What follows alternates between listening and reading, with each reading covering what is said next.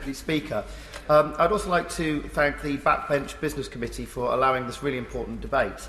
In her remarks, the Honourable Member for Oldham, East and Saddleworth quite rightly said that awareness of this issue is not widespread in this country. But there are lots of people, Kashmiri human rights organisations in my city and other communities across this country are working really, really hard to ensure that awareness of this is spread. And this debate is in part down to them and their hard work. And I would just like to thank the Friends of Kashmir Peterborough, Mr Abdul Chowdhury, Mohammed Chowdhury, Ghafarat Shahid, Mohammed Ikram and Mohammed Yusuf for all their work in highlighting this. Because, Mr Deputy Speaker, what happens in Kashmir matters in Peterborough. And not least because we have 20,000 Kashmiri diaspora population in my city. It's because if you care about human rights, Mr Deputy Speaker, you care about Kashmir. Because human rights, I would like to suggest that all honourable members in this House care about human rights.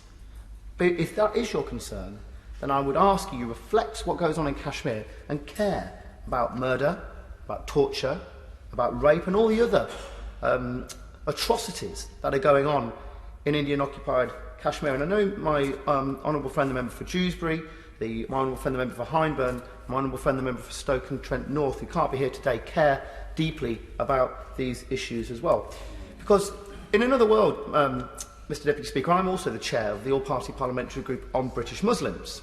And it's really incumbent on British Muslims that they are aware that this government, and us all here as honourable members, care about atrocities and human rights abuses carried out against their fellow Muslims across the world. And it's really important. And I would ask the Minister to think very carefully, just as we care about injustice in the Rohingya, just as we care about injustice against the Uyghurs, we also care about injustice carried out against the Kashmiris. And just very quickly, the honourable member has referred about persecution against many people.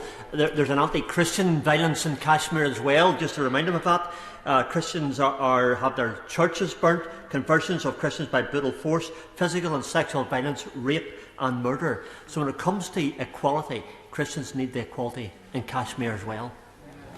The honourable member for Strangford must have read my mind, because that's what I was going to come on to next. I was going to say, just as we care about atrocities against the Rohingya, the Uyghurs and persecuted Christians around the world, we must also make sure that we stand up for persecuted Muslim communities in the world as well. And this sort of argument that somehow to care about human rights in Kashmir is anti-Indian, I would completely reject that argument.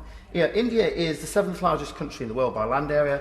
It's got the 2nd largest population, 1.2 billion. It's literacy, some of the achievements they've made in their economy and other factors have been incredibly impressive. Because what I don't understand is how this ongoing human rights situation in Kashmir does not benefit India at all. If India wants to take its place as one of the great world powers, surely this issue of human rights abuses in Kashmir holds them back, makes people feel differently about them. And I stand, Mr Deputy Speaker, with the hundreds of millions of Indians across the world and the Indian diaspora in this country that care about human rights too. This is not just a Muslim issue. Ordinary people in this country care about human rights, and that includes our Indian diaspora population as well. And just in the few seconds I have left, I just want to tackle head-on this issue of this being a bilateral issue between India and Pakistan. We face our own territorial arguments in the world around the Falkland Islands, around Gibraltar. And in one hand, we will never negotiate the sovereignty of Gibraltar without consulting the Gibraltarians themselves or the Falkland Islanders themselves. We say that self-determination for these individuals are really important. If it's good enough, Mr Deputy Speaker, for the people of the Falkland Islands, if it's good enough, Mr Deputy Speaker, for the people of Gibraltar, then it's good enough for the people of Kashmir. Jess Phillips. Thank you, Mr Deputy Speaker. I want to thank the APPG and its brilliant chair for bringing a very brilliant and balanced debate here today. But without the brilliance and persistence of the Kashmiri